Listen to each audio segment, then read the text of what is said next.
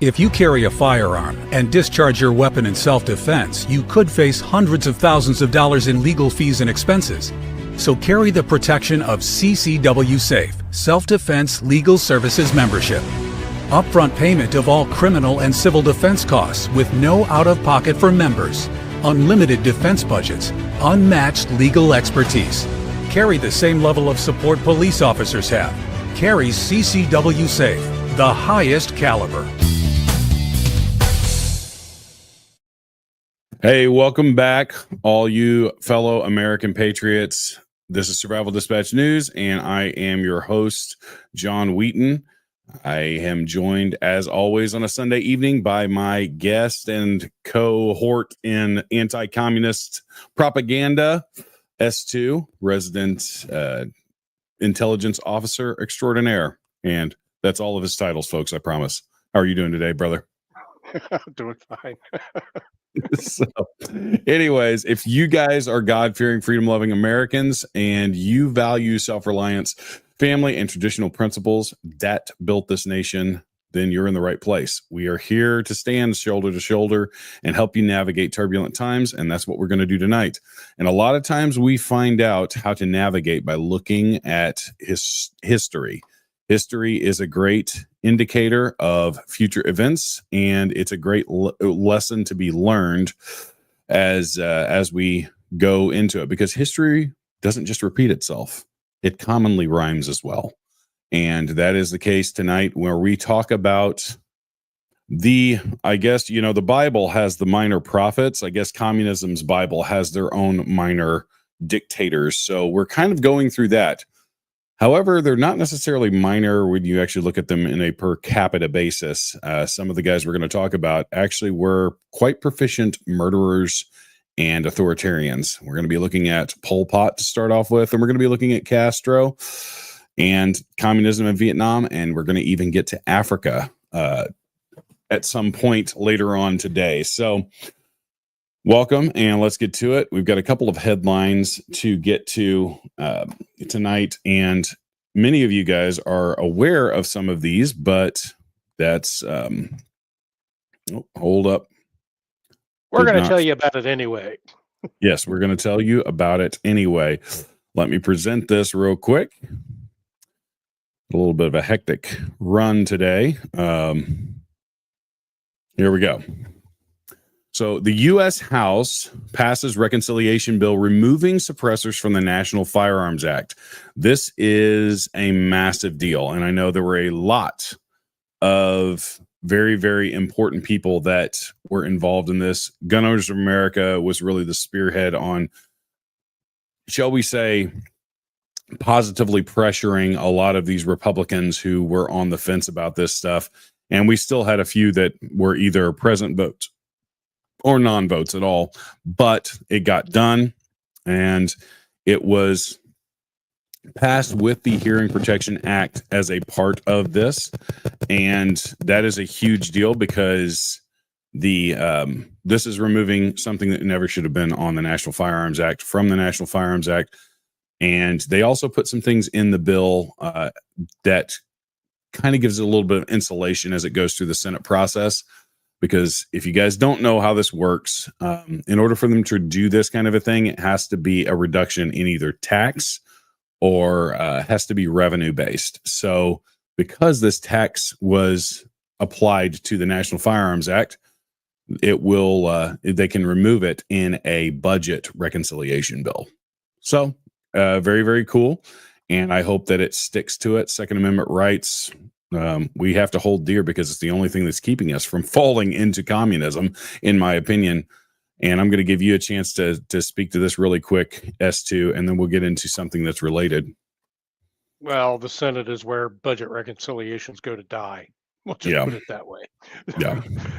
However, with the current political landscape, man, these senators, like several of them are up for re-election next year, and I just think there's a lot of political pressure that's not there on a normal basis because of with the speed that Trump is trying to move with his agenda.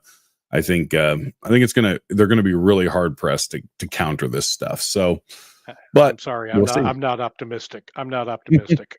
Well, We'll see. We will see.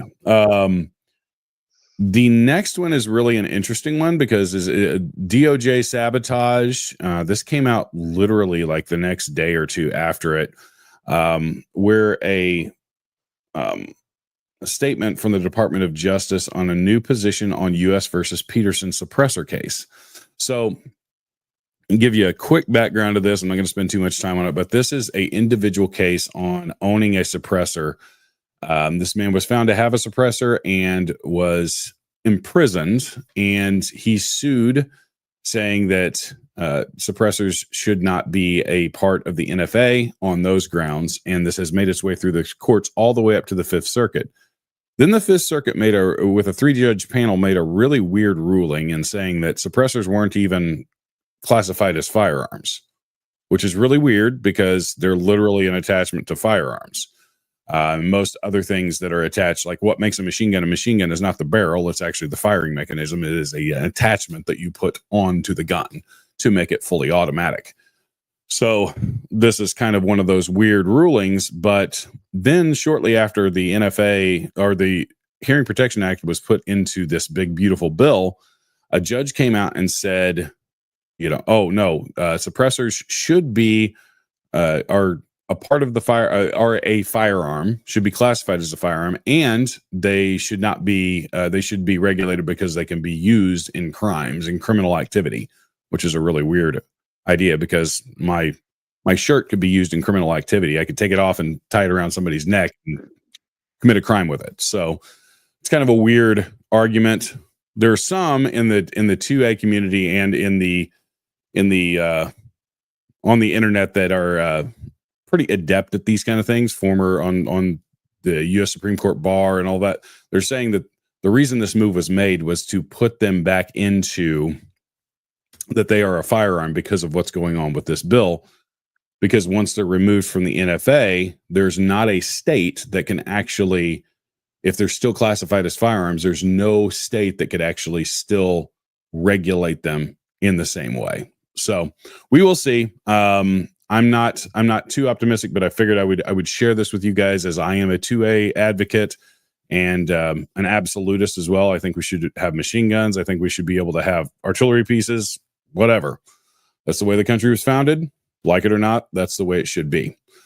But anything on the Second Amendment or anything that you want to add before we move into the main topic? We got a lot to cover.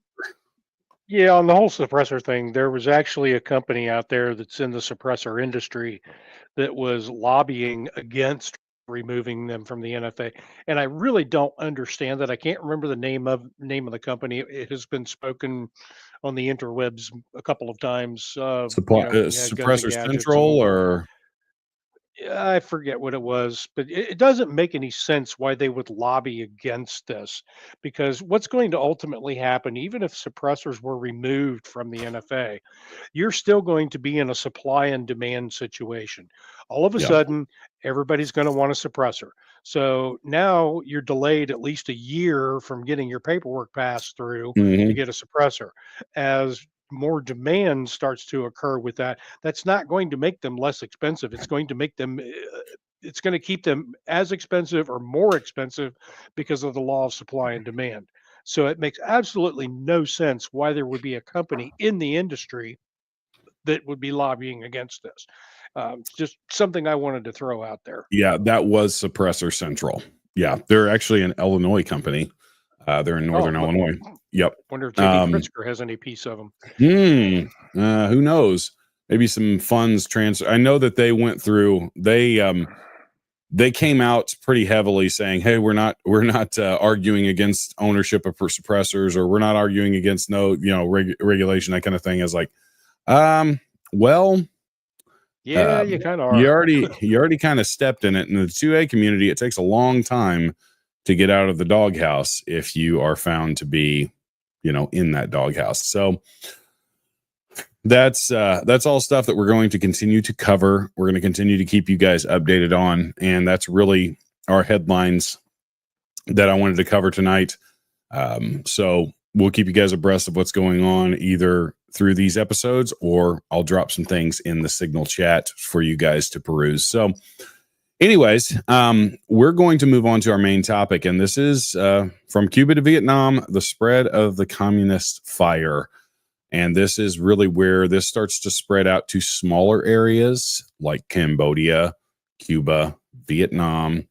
And we see this really sprinkling itself throughout global conflict, regional conflict, wars that we were involved in, and wars that almost happened that did not see Cuban Missile Crisis. But we're going to get started with Pol Pot.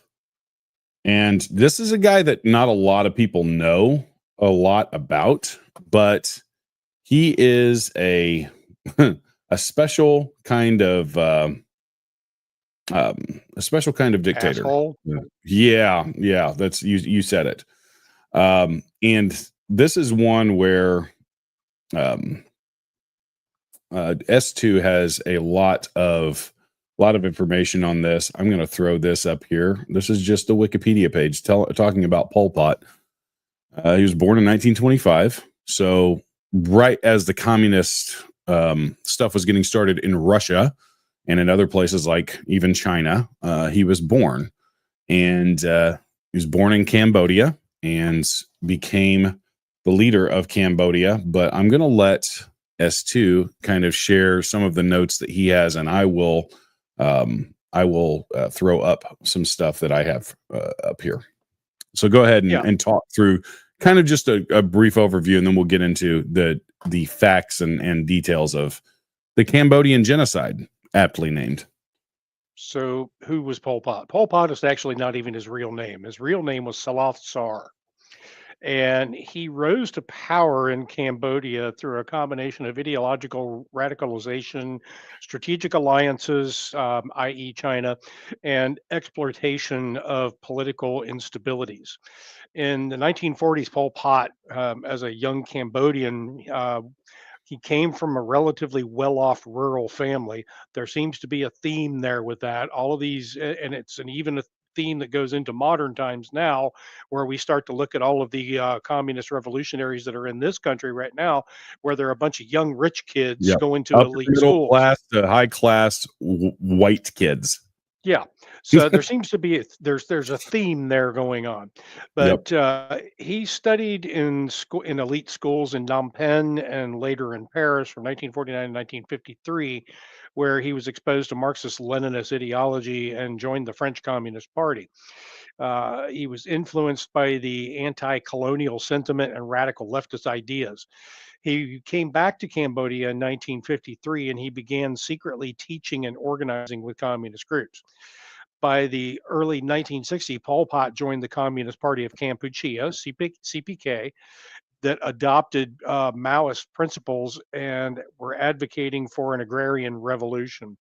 He became party secretary in 1963, leading the CPK towards armed struggle against the Cambodian monarchy. So Cambodia, if a lot of people don't know, was actually run by a king and a queen at the time. And then later, when the Cambodian monarchy was overthrown, he also went against the Lon Nol regime. And during about that time, the Vietnam War was getting started and was destabilizing Cambodia. U.S. bombings occurred between 1969 and 1973, and in the 1970 coup against Prince Sihanouk, creating rural discontent, which Pol Pot's Khmer Rouge exploited to gain support. Using the Khmer Rouge, which is his own basic guerrilla police force, essentially. They began using guerrilla tactics, and they also had Chinese backing and alliances with Sihanouk's forces. The Khmer Rouge would grow in strength during that time.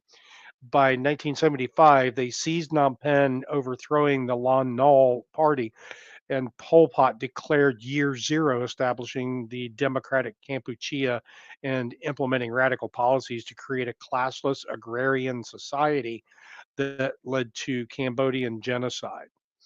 Um, Year Zero, as I mentioned, refers to the concept that Pol Pot declared and the Khmer Rouge upon seizing power in 1975, where they established the Democratic Kampuchea.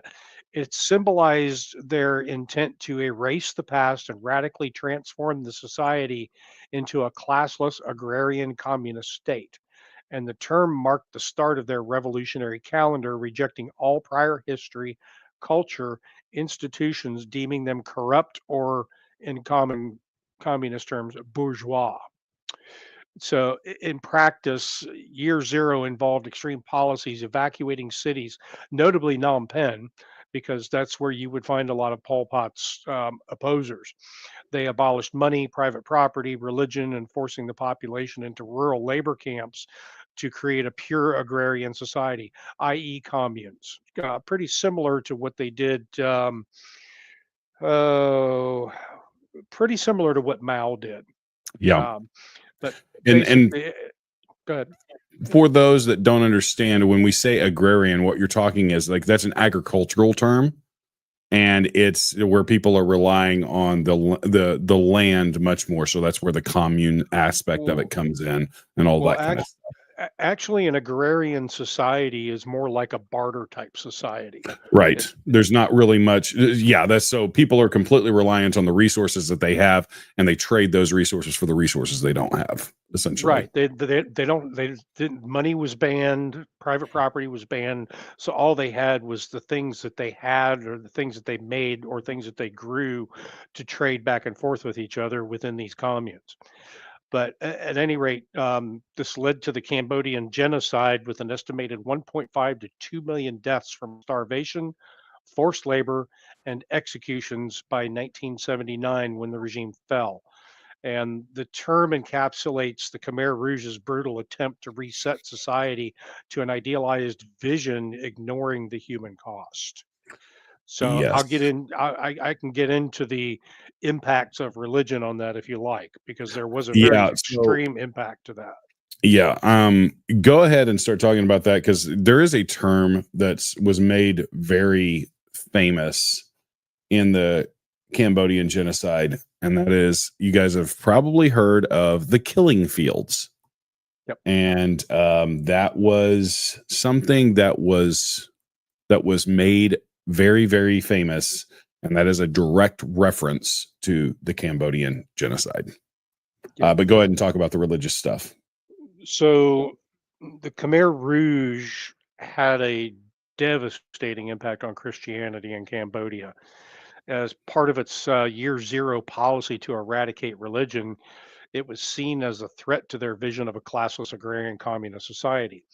Basically, what they did was they had suppression of religion. The Khmer Rouge declared Cambodia an atheist state, banning all religious practices, including Christianity, Buddhism, and Islam.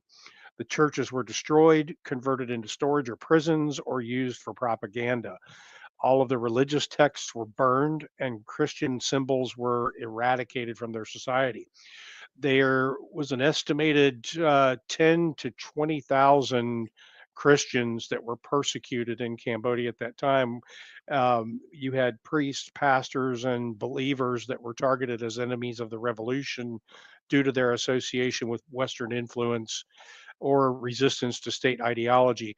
And many were executed, tortured, or died in the labor camps. They had a forced abandonment of faith. Christians were forced to renounce their beliefs under the threat of death. Public worship, baptisms, and Christian gatherings were prohibited. Survivors often practiced in secret, risking their lives. We had the decimation of Christian communities. By 1979, the Khmer Rouge was over. When the Khmer Rouge was overthrown, the Christian population was drastically reduced. Both Catholic and Protestant leaders were killed.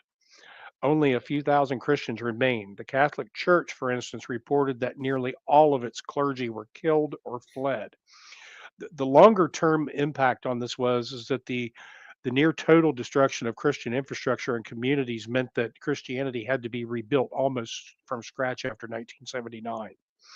And then you had missionaries and surviving believers that gradually returned to Cambodia, but the trauma that they had undertaken through that revolution, it wasn't until the 1990s that religious freedoms were restored in Cambodia and Christianity began to slowly recover, even though today it still remains a minority faith. Um, So basically complete and total destruction of anything religious, like we see as it almost sounds like it's like a broken record, and the methods may be more brutal as we go through this, but I mean, in all honesty, it is clearly the same book, different chapter, is yeah, what I we've mean, covered before. you can look at he basically based his visions on the same visions that Mao had. And although Mao was brutal and destructive, Pol Pot was probably the most brutal of the Asian dictators at that point in time, even down to the point of where they would recruit children to become part of the Khmer Rouge. They went through brainwashing camps and things of that nature. And the killing fields that you mentioned were a very real thing where people were executed in mass in large mass graves. There was a movie that was put out a while back called actually The Killing Fields. And that's Hmm. really what drew attention to that phenomenon that occurred at that time. Here we go. After 5 years of researching 20,000 grave sites, that's a lot of grave sites. Analysis indicates that at least 1.3 million 886,734 victims of execution. Estimates of total deaths resulting in the Khmer Rouge policies, including the disease and starvation, range from 1.7 to 2.2. Some analysts actually even say all the way up to possibly 3 million. Out of 1975 population of roughly 8 million. By 1979, and I actually just looked this up, it was just over 5 million. That's what you're looking at. That's insane. That is insane. So this was brutality, because actually, if you realize, think about that, 65 million people killed in China. China had, 200 million or something. I'd have to look up the exact numbers, but proportionally to the population, not as big as this was. Literally a quarter of their population. That is insane. So Yeah, if you compare that on a scale of what Mao did in China compared to this, they're right on par with each other. yeah. So we're this is really where it gets ugly, gross, and this is nothing but the desire to make people subjugated and do what you want them to do. So yeah, What I Pol find Pot. what I find interesting about this was the influence that the CCP actually had on the CPK, because you would think that those things being so far removed from each other, but they really weren't that far removed from each other, because and this is to the point of the title of this show tonight, is the wildfire spread of communism. And if I want to look at it from the Asian standpoint, things didn't start to get really brutal. I mean, you always had killings and things like that that occurred in other communist countries like Russia and things like that. But these people were out and out brutalists. I mean, Mhm. they were sadists times Yep. 10. Yep. And yeah, it's this is the kind of stuff. This is the kind of stuff there's a reason why Pol Pot is not mentioned with people like Adolf Hitler and stuff like that, is because he literally, and really none of them had any reason to do it, but he literally just grew up out of the middle class and ended up being the catalyst to murder millions of people. And you don't hear about these people because you can't really tie them very easily to other conspiracy theories and ideologies everybody wants to push. And it's this is a dark section of history. So did you have anything else that you wanted to share about I Pol think Pot? I think that about covers it. Okay. So we're gonna next move into Cuba. And Cuba was, communism isn't just a history lesson; it's a warning to us as Americans, and we have to be personally responsible, and we have to be involved. And we preach that every week when we talk about this. But peeling back the layers of how Marxism ideology spread often will help us with dealing with weak leadership, propaganda, and turn the tide against these people that want to take our freedoms. For conservatives, it matters because we know that protecting families and communities starts by understanding the threat that we have that has toppled nations before. So we're doing this as a reminder that it doesn't take very long. You look at China was a republic before it actually fell into the hands of communism, and China has never recovered from that. That's the scary part. It has been repackaged after Mao, but they're under the same level of dictatorial reign that they always were. It's just packaged as now they fuel the communists with the capitalists, and then fuel ideology. Now they have the technology to implement that control without the violence. Yep, exactly. And that's what and that always is a precursor to violence, but they have figured out how to do it. They figured out the right combination of just enough freedom where people are just a little more comfortable than they were before.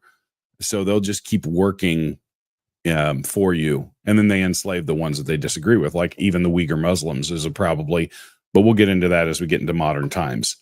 So now we move into Cuba. But before the Fidel Castro 1959 revolution, Cuba was a thriving nation. If you actually go back and watch some old movies where there's wealthy guys, I think actually there's a musical like Guys and Dolls or something where they're going down to Cuba because it was one of the top vacation spots in the 1950s. Not even joking. Everybody wanted to go to Cuba because it was a couple hour flight from Florida, from Miami, and you go down there and the food was amazing. The people were awesome. And they had beautiful beaches and just a thriving society. They had a growing middle class, robust trade, and a vibrant culture that was rooted in family and faith. Heavy Catholic influence in Cuba. And that's really where we get started with the downfall. So this is an article by Mike Gonzalez talking about Cuba's lost history. And this is talking about before Castro took power, to give you kind of an idea of what legacy he actually erased. This is the common thread. As S2 just talked about Pol Pot, what do they want to do? Erase history. That's the first move. Then once they erase history, they can write whatever they want and oppress you that way. So the true Cuba was one resilience and prosperity and was lost to history under the weight of Marxist revisionism, which is the topic of Cuba's lost history. It's important for American Christian conservatives because it's a stark reminder of how quickly a nation can fall. So we look at this, and it's a great read. I would suggest you guys go look at it. But in all of our lifetimes, in most of my lifetime, or actually all of my lifetime, I've never known Cuba to be a free place. I know they say it is now, but is it really? On average, when the revolution begins, it roughly takes about 10 years. Mm-hmm. To first you go into socialism light, then you go into socialism, then you go into communism, and all of those have their own little stages in there, like destabilization, and then you start having the revisionists. We've already seen that tried here with the BLM folks who are Maoists. Mm-hmm. Yep. That they claim they're Marxists, but they're actually Maoists. But that's one of the things that them and Antifa have tried to do by tearing down all of the statues of our founding fathers and some of our other historical figures out there. That was just the beginning of that revolution. Yep. And so here's where the first character, I guess you could say, in this whole thing, because everybody talks about Fidel Castro, and yes, he was the dictator here, but he had a sidekick. and that was Che Guevara. And you guys may actually recognize this guy. There are a lot of college students that wear this man's face on their t-shirts. You can buy t-shirts with Che Guevara that says Che on it. They've made movies about this guy. This guy is very glamorized in who he was. And he was not a good guy. He was a very, very bad person. He was a Marxist-Leninist, and he was a key contributor to the overthrow of what Cuba was before and what it has become. He was a mass murderer, a racist, and actually very homophobic as well. And but he's a left-wing hero in this country. It's very, very interesting to me that that is the case. S2, Che Guevara. What do you know about Che? I think, are you muted? Are you there? I don't know if I lost him or what, but anyways, getting back to this, S2 will join us back again, hopefully here in just a minute. And this is something that is idolized by leftists and, like I said, college students wearing his likeness on their shirts. And he was a brutal person. He was somebody that you wouldn't want your children. Oh, are you there? Yeah, I'm back. Sorry, we start talking about stuff and somebody starts fooling around with my internet connection. It's Che Guevara. Give me the rundown on Che. Interesting, Ernesto. Oh, you're cutting out again, bro.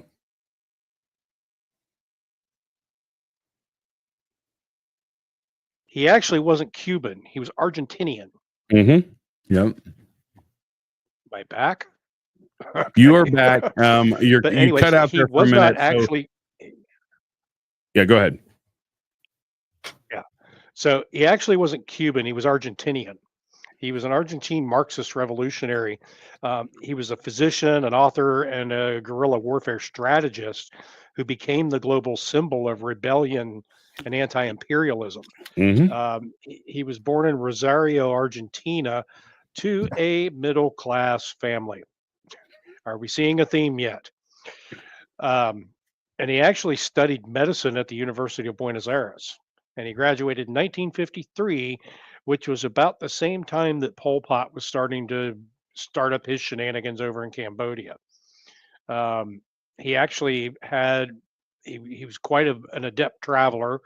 He traveled across Latin America and documented it in a book called The Motorcycle Diaries that exposed him to the poverty and inequality all around Latin America, which fueled his passion to fight against the oppressive regimes and U.S. imperialism.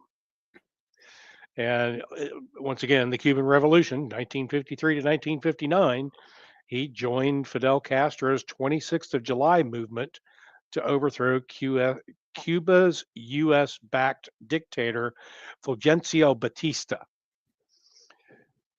So that's a little piece of his early life there, just moving into Castro's revolution. Yep. And so now, as far as we go into the revolution in, let me pull this up real quick. And it's always this really weird thing. We hear revolution, and as Americans, we understand revolution from the aspect of the American Revolution. I don't think you guys realize how rare an American Revolution is. Only by the grace of God does a revolution like that happen. And I'm not joking. Most revolutions end up being either the French Revolution, read about that, or they end up being some sort of communist takeover revolution. And there's very few other types of revolution. The American Revolution is so rare that it's probably something that happens once a millennia, in all honesty. which is kind of weird because the guy died in 1967, 7. Yep. and it was because the Bolivian government captured him, aided by the CIA, who probably actually created Che Guevara. Right. um, and hold up, I'm just one of my links. And another little interesting detail about him too, he didn't just stop in Cuba. Cuba was just a layover. He went to the Congo in 1965 to start the same bullshit there. So this is really where, yeah, and it starts to move. That's honestly, if you look at Africa, a lot of the ethnic cleansing, a lot of that kind of stuff is all propagated by communism. We'll get to the Rhodesian stuff later, and that's another key part of this. Now, when we talk about the Cuban Revolution, it was a much, I guess you could say, softer. Doesn't mean it wasn't worse, because these people were oppressed for years, for decades, almost a century. And it was 2,000 to 3,000 deaths caused by like Batista's forces, revolutionary groups, and civilians. That's all included there. So honestly, not as big of a death toll as we see with stuff like Pol Pot, but still devastating because it was an oppressive and destructive thing. So, and we all have been alive while this regime has been in place. So, and this is another interesting thing, is Cuba under Castro became a hub for global terrorism, providing a safe haven training and funding for Marxist groups like the FARC in Colombia and the ELN. The regime ties to the Soviet Union amplified its reach, allowing Cuba to export revolution across Latin America and Africa. Declassified documents reveal Cuba's role in supporting terrorism, a legacy that continues to destabilize regions even today.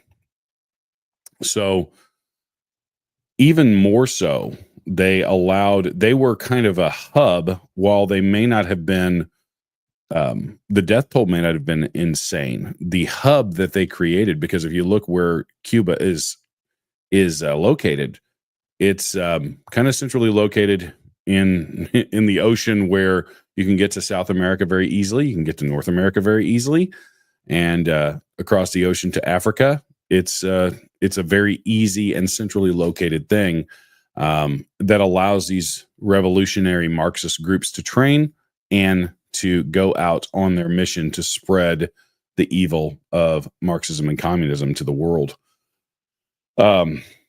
Anything to add there?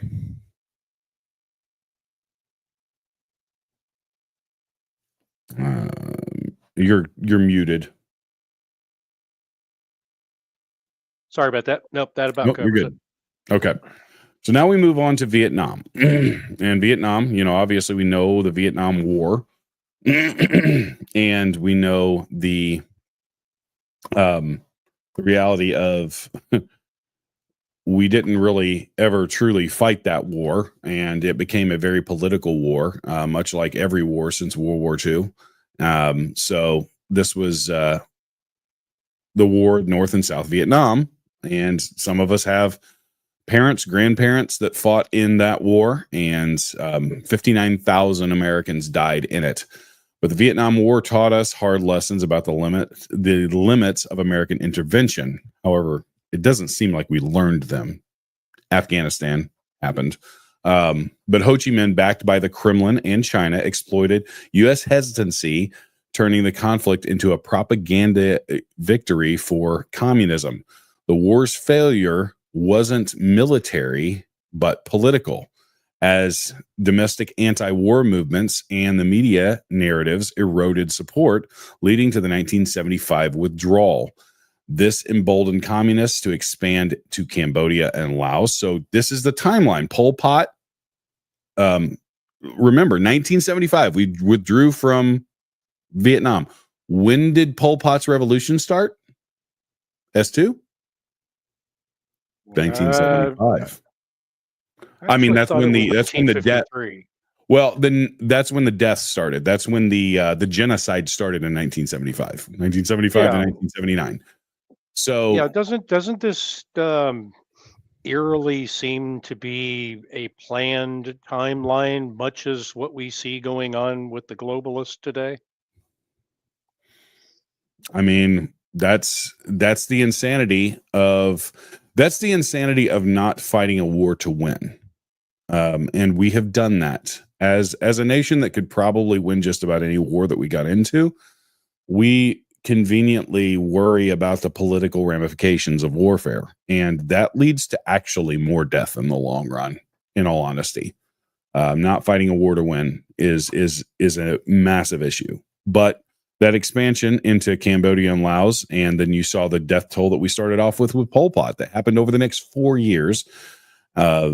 So this is important for us because it's a warning of the dangers of weak leadership and media manipulation. We're still seeing this today. All of these things are lessons that we seem to not be learning very well, both of which can undermine the ability of us to stand firm against godless ideologies and that threaten our way of life. And then the the false analogies. Bruce Thornton argues that false historical analogies, like comparing the Tet Offensive to a U.S. defeat. So, if you guys don't know the history of the Tet Offensive, it was a massive offensive that was taken on by the North Vietnamese against American forces, and ironically, my uncle was wounded the first night of Tet. Still has shrapnel in his leg to this day. He was a Navy CB and got wounded the first night of the Tet Offensive and got the Purple Heart. But it was portrayed, but the media portrayed this. It was a military loss for the North Vietnamese, which is the irony of it, but it was actually portrayed as a communist victory, sapping American morale. And this pattern of misinformation continues to shape foreign policy, leading and misguiding decisions that favor retreat over resolve. Why is this topic so important for us? Well, we value truth, and truth is important. We have to demand truth from our leaders and from the media, and we don't get much of that. I think actually Congress has a higher approval rating than the media does right now. So these are the lessons that we can learn from fighting a war at half strength. With all of that, as to what are your thoughts on, why the loss in Vietnam really emboldened communism to continue to move across the world? Well, I'm still going back to my theory that this was a planned timeline. You know, our audience, many of our audience members know that there is a planned timeline for global communism, and they do this every so often. And I personally have viewed this as a couple of different things. One, it's to reset the economic systems, and number two, it's for depopulation purposes. And that's really what I see, because that's really, if we think about it, I believe there was a book that Smedley Butler wrote called War is a Racket. And then there's a saying that goes along with that that says all wars are bankers' wars.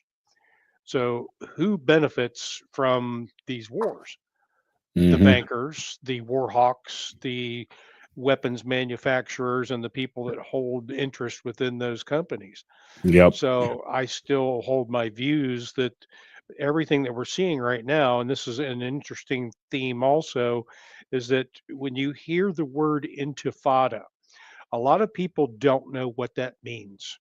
They think it has something to do with the Middle East, and it absolutely does not. Global intifada means global communism, Yeah. and that is the goal. Yep. Yep. Absolutely. And so that moves into, so in the middle of the Cold War, there was some things that happened in the area of Angola in Africa. And so Angola had a civil war, and this was a proxy battleground for the Cold War, with Cuba sending, hold on, let me get this up, with Cuba sending 50,000 troops to support the Soviet-backed MPLA. U.S. and South Africa backed opposing forces, but Western hesitancy allowed communism to gain a foothold. Angola's people suffered decades of conflict, economic ruin, and oppression under Marxist rule, a pattern repeated across Africa. So this is another lesson of where we cannot hold back. We cannot do half measures because it does not work. We are dangerously close to, we're getting involved in all of these things that don't really matter. And I am not a foreign war getting into all of these kind of things, but also we have to stand for truth. We have to, if we're going to fight a war, we have to fight a war the right way, and that is to win. If you're not fighting a war to win, then it's literally just a bankroll for bankers and the military industrial complex. Ironically, one of my favorite things of two presidents was George Washington's farewell address and Dwight Eisenhower, the head commander of the World War II Allied forces. Both of them were president. So you're thinking the general that led the Revolutionary Army, the beginning of the country, and then the man who led all Allied troops in World War II. And both of them warned against what they called the military industrial complex. And that's what we're living under right now. And that is what these kind of half measures and wars, they feed that in a kind of an odd way, in that they say, well, we can't win with what we have, so we need to spend more money on better stuff. But the reality is we're not fighting with the full force that we have. I think there's probably been one conflict, and it was more of a conflict than a war, where we actually kind of flexed our muscles a bit and said, yeah, you don't know what we've got. And that was Desert Storm. That was probably the one time where we're like, yeah, this is what we can do, and we're not even at full power right now. But what are your thoughts on that? And we're kind of off a little bit of subject, but it's kind of one of those things that we need to talk about, because history is kind of showing that when we don't get fully involved and we don't actually fight, we end up losing, and then communism ends up winning. Well, I have some thoughts on that. Yeah. That is a problem.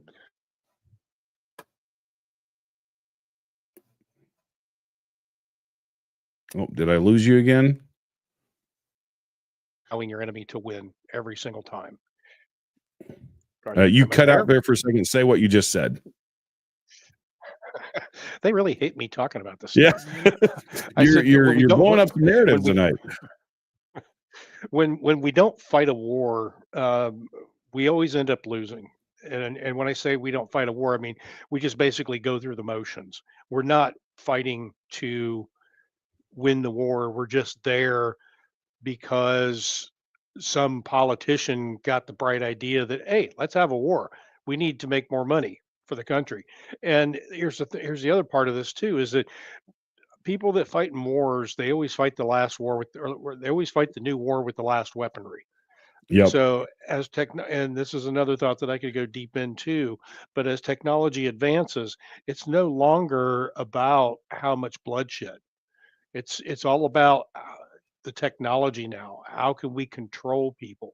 And we start getting into bio warfare. We start getting into implantation devices and things like that. And that is really the war that's going on right now. And that is literally the war for your mind. Yep. Absolutely. So now we get into, and this is probably where we're gonna start to wrap up here, because well, there's a lot of information here. We could probably do 2 episodes out of it, but I wanted to cover this one just because this is something that's still going on. Chris just did an episode a couple of days ago about the targeting of white people in South Africa. This is not a new thing. This is a very, very real thing. And this was I'm going to point out one thing: 1964 to December 1979, the Rhodesian Bush War. And I have a deep place in my heart for Rhodesian camo. Absolutely love it. But that was a fight against communism. That was a fight against Marxist guerrillas and anti-colonialism. Spoiler alert, there are a lot of white people in South Africa. It's not all black people in Africa. Elon Musk is African, by the way. He's a South African. I personally know some guys that are South African. They have a very unique accent. It's kind of a combination of British and Africa. But in the 1970s, it's very, very guttural German. Yes. Yeah. It's kind of like that. Yeah. But Mozambique and Zimbabwe fell to Marxist regimes post-independence. And this is how it always happens. You see this too, S2? After an independence is won, after you become a republic, you really run a risk of allowing these dictatorial Marxists to come in. They use the fog of war, the fog of revolution to take control. So these governments were backed by Cuba. So this is where Che comes in, and Castro, all of these people. So this was in the mid 60s, right before Che died. But as S2 said, he went to Africa to implant this ideology as well, and the Soviet Union. So same bedfellows there. Actually, Che Guevara did not like the Soviet style bureaucracy that went on in their style of communism. He didn't like that. So that was why he went to the Congo in the first place, was to implement his own version of it. Yeah. And so here is so the Western policies ignored the suffering, focused on the diplomacy, while Marxist guerrillas, anti-colonialists, used anti-colonialism to justify land grabs and race-based conflicts, leading to decades of instability. So all of these white people in South Africa, they owned land. A lot of them were farmers and stuff, and their land was seized based off of the anti-colonialism narrative. So a lot of these people, England, the UK, had a large empire that they conquered large parts of Africa. Well, started having children. They set up colonies there. And so there were British people that lived there and had children and grandchildren. And as that went through, yes, there were a lot of white people that were having a lot of kids in South Africa, and they stayed there and they lived there and they owned land there. So the narrative was, well, they came and conquered us. It's the same narrative that you see in the 1619 Project and all of these other things that are coming through our universities right now. The anti-Christopher Columbus, the anti-all of this stuff, the anti-westward expansion, all of that kind of stuff. And they use the term colonialism, your colonizers. And so that's the way that they viewed them. That's a Marxist ideology. And that's a wedge point that they use to take control. So they stole land that was owned by white people and pushed them out. And for decades, they fought this war. There are some very interesting videos on the Rhodesian Bush War on YouTube that you guys should go check out. They're really interesting, where they were very aware they were fighting communism. And this is important. So the last point I'm going to make, and this is a really important point, is containment is a myth with communism. Cold War policy of containment. That was how we fought the Cold War. Don't get involved in conflict. Just keep Russia and Cuba and all of these countries contained. Don't let them flow out. How good of a job do we actually do? We've just went through all of those decades of the Cold War, from the 1960s to the 1980s, even up to the early 1990s. Did communism continue to spread? We sucked at it. Yeah, we really suck at containment. We're really good at war. We're really good at fighting wars. We're not good at containment wars or half measures. If we need there's no such thing as containment. Right, exactly. There isn't, because you can put all the sanctions you want on people all you want to, but you have the Che Guevaras of the world that are basically the Forrest Gumps of communism. They're just Hmm. globetrotting everywhere, and they're going over there. They're organizing with groups. They're organizing with people. They're infiltrating governments, and that's exactly what has happened here in America. Is Hmm. they have spent decades trying to get people here on legal technicalities, and then they get into our government and they do their kind of shit that they're doing right now. And this is what I don't understand, is where is the common sense? If I were Trump right now, I would order every single congressperson to be interviewed by the Department of whatever I can't think of the name right off the top of my head, but basically whatever agency that Tulsi Gabbard is head of right now. Oh, They DNI, every National yeah, Security. DNI. Yeah. I knew it was on the tip of my tongue. Every single member of Congress should be interviewed by them for their loyalties. We have way too many people in our government right now that have come right out and said that my loyalties are to my home country. Well, if your loyalties are to your home country, get the fuck out. Hmm. Yeah. So Sorry, I got a little really, we're passionate there. you're totally good, man. You're totally good. Um, so and really one of the ways that we won the Cold War technically, I guess, was and that was through Reagan pushing on the economic front, because he realized one thing that you have to realize with communism is the same thing that's going on with China right now. They're all paper tigers. Yeah, they can do some damage, but their people are so oppressed and so broken that they don't really they're not the economic powerhouses that people push them out to be. China would crumble. Well, I mean, Russia we saw what happened. What was that? Russia was a different story. They had the money and the people. They could walk the walk. Yeah, but after several years of draining them economically, and also Reagan was really good with propaganda as well, and causing them to spend so much money on stuff that they didn't really need to spend money on, space race and all of that kind of stuff. He caused them to collapse economically from the inside. And in 1991, the Soviet Union collapsed. But there was a void there, and it was filled by the remnants of the Soviet Union. And Russia still today is under the control of Putin, who was a KGB agent. So definitely, like, not necessarily in good hands still to this day.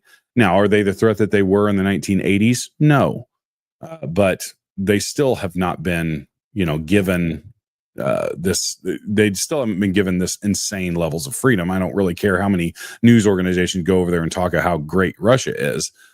They're still under a authoritarian regime. And so as we start to wrap up here, we can trace communism all the way back to its roots in Karl Marx's insanely demonic mind. And we can go all the way forward to today. We can look at Cuba. We can look at Cambodia. We can look at Vietnam. And we can look at Africa.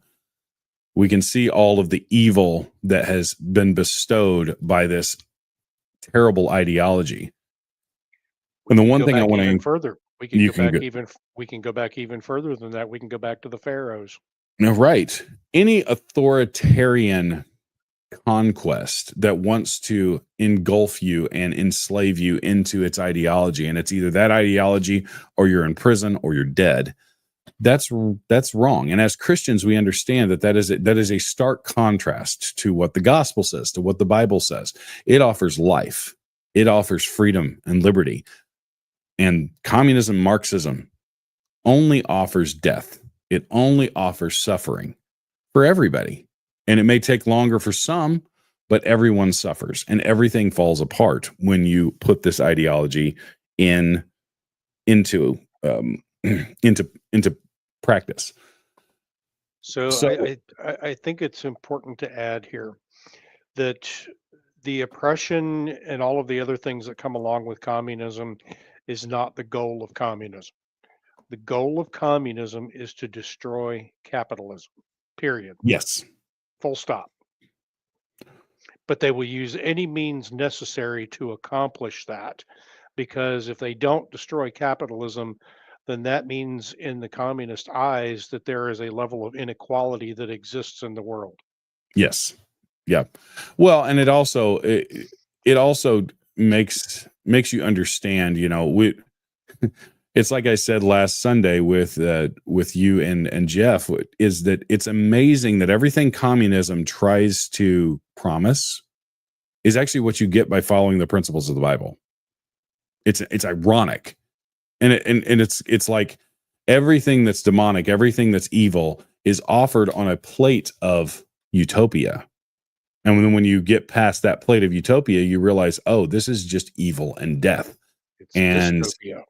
it's dystopian. Yes. And it's not anything that any of us really want. Are there injustices in the world? Absolutely. Are there inequalities or inequities? Absolutely. That's because of human nature. It's not because of some ideology is going to come in and fix it, because it's a heart issue. It's a problem in our hearts. And if we don't fix that, then we have a problem. But one thing I want to encourage all of you guys out there that have stuck with us, and we're going to get into modern times very, very soon. And we've got even some special guests that may be coming on that are subject matter experts to talk about the new revolutions that are actually on our shores, because up until now, we've really been talking mainly about other countries. But what is affecting us? What is coming into our countries? And the reason I wanted to look through history, the reason I wanted to give you guys a roadmap to what's gone on throughout history with communism is because I want you guys to be prepared to have these discussions, to have these debates, to actually have the information that you need so that you can counter all of these narratives that may sound good on the surface, but they're just full of death, and they're full of evil, and they're full of destroying merit-based thinking and actually any kind of capitalism or anything, any freedom or liberty is what they're actually aimed at. So this is why we're doing this, because I think it's extremely important. So S2, I'm going to let you give your thoughts, and then we're going to finish closing it out. So my thoughts on this: we are already in the middle of a communist revolution. Mm-hmm. We have been for the last 5 years, if not before. We've seen it. It's been going on since World War II when it started, with all of the slow marching and everything that's been going into the understand is you have to listen to their language. Mm-hmm. Have not changed. And somebody that I actually encourage people to follow on X, if you're on X, and you can find her on Substack too, is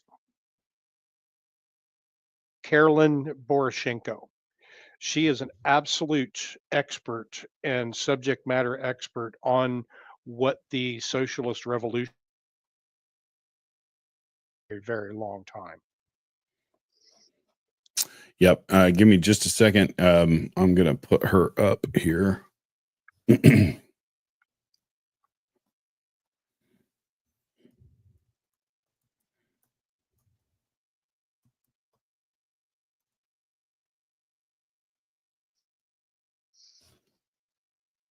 I lose you, S2? Nope, I'm still here. How do you spell her last name? I'm having a... It's Borriy. I got her. Yeah. Yep. So I'm going to share this real quick so you guys can see here. And this is spoiler alert. We're trying to maybe get her on one of these episodes here before too long to talk through some of the things that she knows. She's extremely she's really sharp with this stuff and is posting stuff all the time. So she also does a lot of she infiltrates a lot of the Zoom meetings of the leftists when they have them, including some of the universities that she's recently done where they've had their little struggle sessions that have been going on. And then she takes and she breaks those down into her own live streams. Yep. So good follow on X there. She does a lot of stuff, and we're hoping S2's working his magic to hopefully get her on one of our upcoming episodes, probably a week from this coming Sunday. We've got some alterations of the schedule. We'll be here Tuesday, and we're going to be covering modern China and a couple of other things, and then we get into our modern age. But spoiler alert, next Tuesday, we're actually at WAFT on the trip that we had planned on doing last week that was so messed up by airline flights. But anyways, as we close out here, all of the stuff that we were talking about is it's important for you guys to know. It's important to understand this, to research it, and to be involved, because the key that the S2 just said is watch the language that's being used. They all use very similar language, and you have to understand that first. If you guys want to show support to us, there is a great way that you can do it. So right now, we offer a free 1-month Guardian subscription. And oh goodness, I don't have the code in there. I will put the code up for you guys. But if you guys want to, go over and support us at Substack. And if you go to Substack, you will find all of this extra content that we are getting with you guys, that we're making for you guys. And actually, I've got a note I'm trying to pull up, so that's why I'm a little scattered right now. So for Guardian memberships, full access to the sit rep on 6 days a week, an invite to the high traffic private signal chat, and that is blowing up. S2's in there all the time dropping truth bombs. $370 survival dispatch insider emags, including a 228-page survival guide for any kind of SHTF situation. In addition, backup for the next 2 weeks, Guardian chat on Substack. If signal goes down, this is already in place. Early access to JJ Morris's videos twice a week. You'll get them a day to 3 days ahead of the public access to YouTube. That's already in place. So when you sign up, you get that. The Sunday threat matrix, direct from Chris, a weekly analysis of developing threats, cyber attacks, border incursions, pandemic risks, and actionable next steps. So this is going to go into effect next Sunday. The SDN emergency alert. This will be a text email alert exclusive for Guardian members about emerging threats and high priority breaking news. And this will launch in 2 weeks. So there's a lot of things coming down the pike. If you guys go over, so we are extending the opportunity to get the Guardian membership on Substack for only $7.99 a month or $75 a year. That's 2.5 months off, basically for free, for another week due to the popular demand. We have seen an absolute explosion in new members, and this is amazing. It's been over the past week, so we really appreciate all of you guys going over and showing your support. We could not do this stuff without you.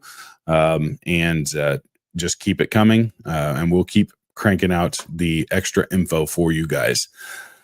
Guys, it's been amazing John, bringing this to you. Yeah, go ahead. One final word. Mm-hmm. For everybody, I want you to remember why you have a 3-day weekend this weekend. Honor those who gave the ultimate sacrifice for this country.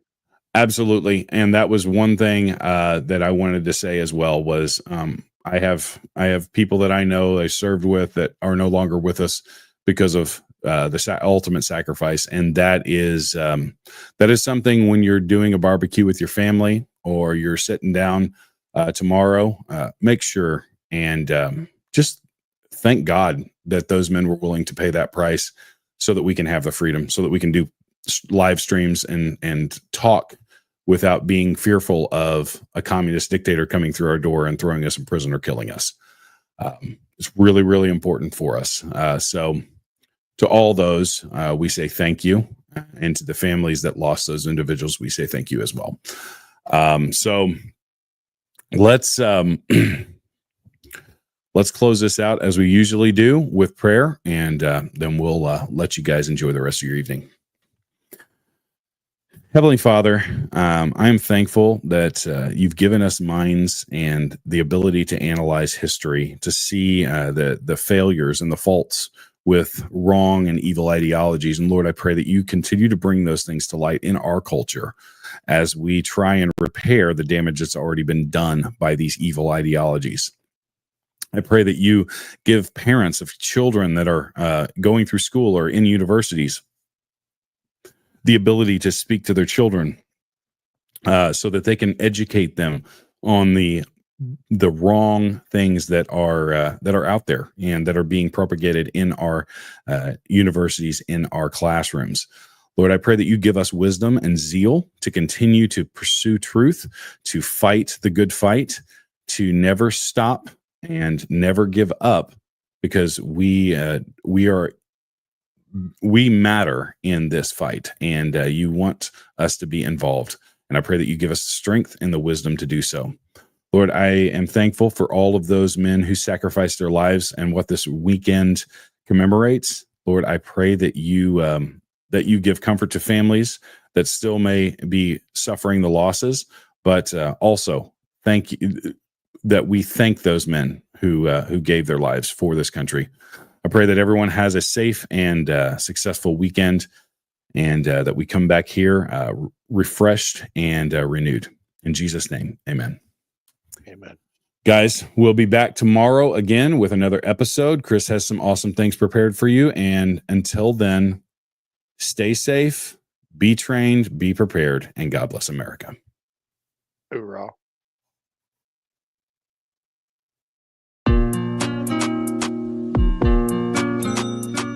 Hey there, soldier. Need to refill your meds or ask your care team a quick question? The VA Health and Benefits app has your 6 right in your pocket.